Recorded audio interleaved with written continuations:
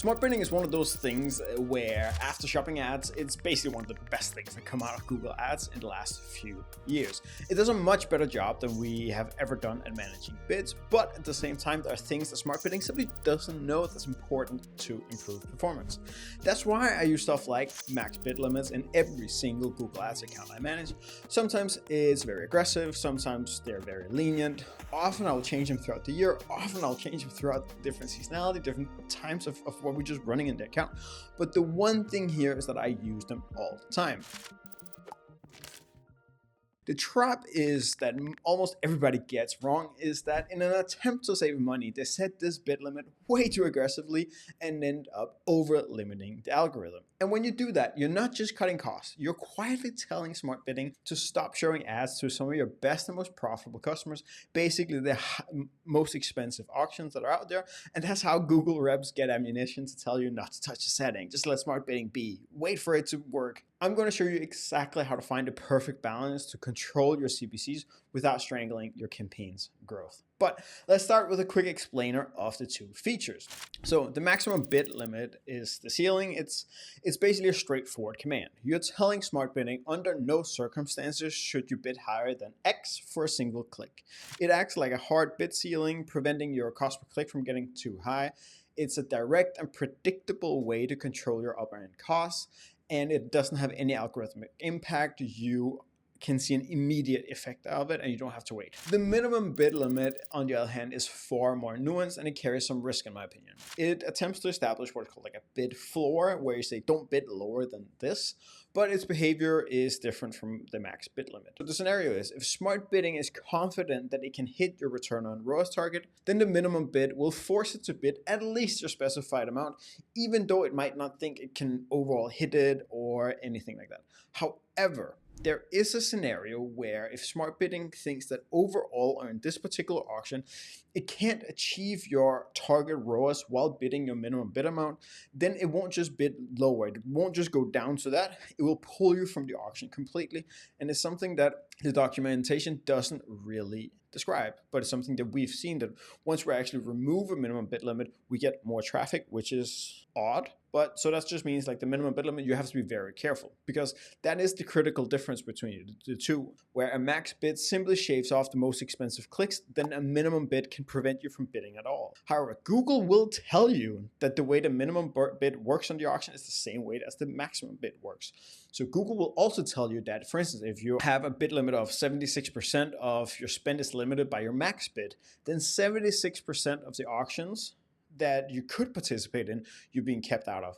And that's not true, and I'll go into why later in this video. There's 4 ways I use max bid limits from least to most used. So my least used is to start exploring. So I will lower my ROAS target below what we're hitting currently, but I'll set a rather low max bid limit. For instance, I'll set it to 1.5 or 2x the average CPC to try to avoid smart bidding increasing the bids too much and instead go out wider to explore for new auctions that we're currently not participating in. The third one is after a big sale. Now, seasonal bid adjustments is my go-to, but in some cases, max bid limits just work better, and I'll explain more later in this video. Then there is my second most used reason, and it's from a hygiene perspective. Paying $20 for a keyword that normally is $2 in average cost per click is just wasteful. Here's the example of where it's just gone completely crazy. The average CPC in the account is 30 times less than what some of the CPCs are being tagged in. And that's just, from an auction standpoint, it makes no sense that these CPCs are supposed to be this high. The way that I use max bid limits the most is when I encounter poor performance. Sometimes smart bidding doesn't react fast enough, or we have week after week after week of not hitting our ROAS target. Instead of just sitting and waiting for smart bidding to do something more, then I just take the edge off. I just put a max bid limit. Maybe I put it at 1.5x the average CPC, maybe 1.2, maybe 1.8 times the average CPC, but I just take the edge of the high CPCs, which helps us get back to hitting our targets without having to increase our ROAS target, without having to narrow down smart bidding even further. There's one question I get a lot when I teach about max bid limits, and then that is, when do we use max bid limits versus seasonal bid adjustments? Because a lot of the examples I showed you before was about decreasing spend, and that's where we can also use a negative seasonal bid adjustment. So I want to explain to you the difference between the two first, and then we can go in when to use either or. The maximum bid limit effect is that you can't bid higher than X. That's what we're telling smart bidding. But it doesn't have any impact on any bids lower than the max bid limit. So if we take this example, for instance, we can see here that we have bids at $8, $5, $4, $3, $2. And then when we apply a maximum bid limit, then we're telling the system, you are not allowed to bid higher than this. And that means that all our bids are going down to a maximum of 3.5, no matter where they were before. Now, if we jump over to a negative seasonal bid adjustment, it's an equal effect down on all auctions you participate in. So if, again, we have the exact same bids as before, and we apply a minus 20% bid adjustment, then all of the auctions are decreasing. Now, max bid limits work very well when you want to get out of the most expensive auctions, but you don't want to lower the bids for auctions that you're borderline not participating in. So if we go back to the seasonal bid adjustment example, let's say that the $2 bid that we currently have, let's say that dropping that by 20% will mean we drop out of the auction, we don't get any more data anymore. That can be a really bad negative, where in that case, it might be better just to apply a maximum bid limit.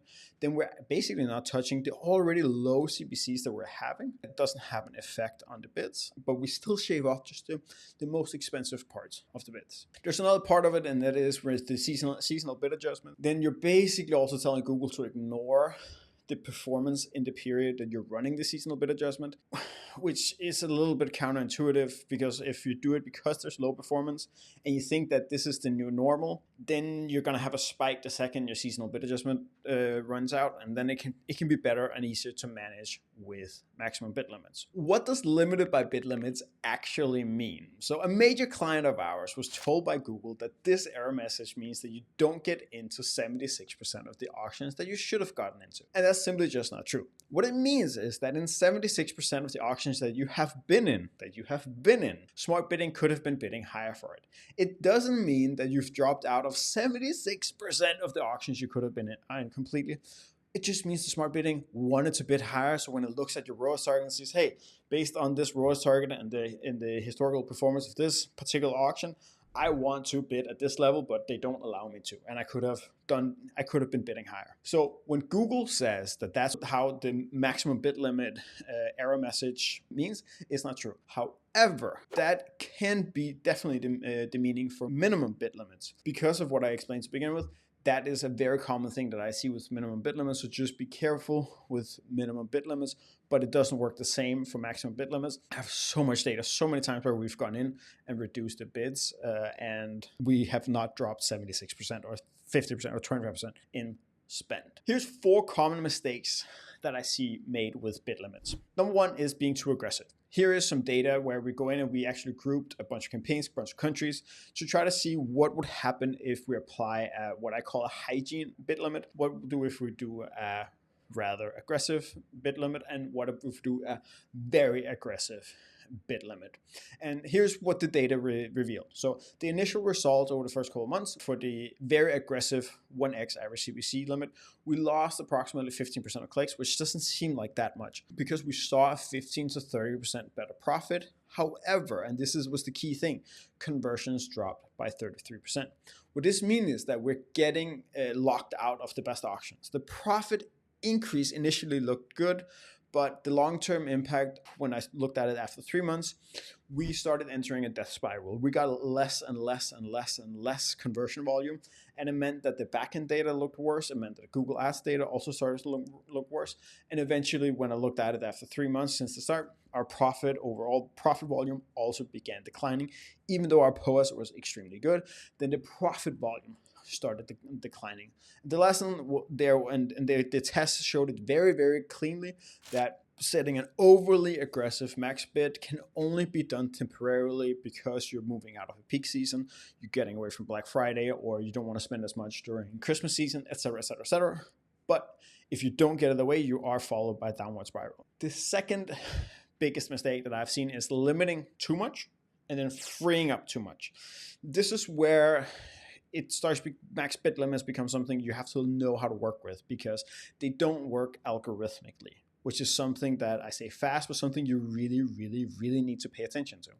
It means that if you set a too aggressive max CPC and you're hitting above your ROAS target, then the second you increase your max bid limit, smart bidding will jump very high. Not always all the way up to your new max bid limit, but very close to it. So if we actually take this example here, we look at the last 3 months in an account that we're coaching, and we can see that the actual ROAS very, very routinely is much higher than what the average target ROAS is. And we can see if we look at it on a weekly basis, you can see it even more clearly that here we're above, then we fall below, now we're way above.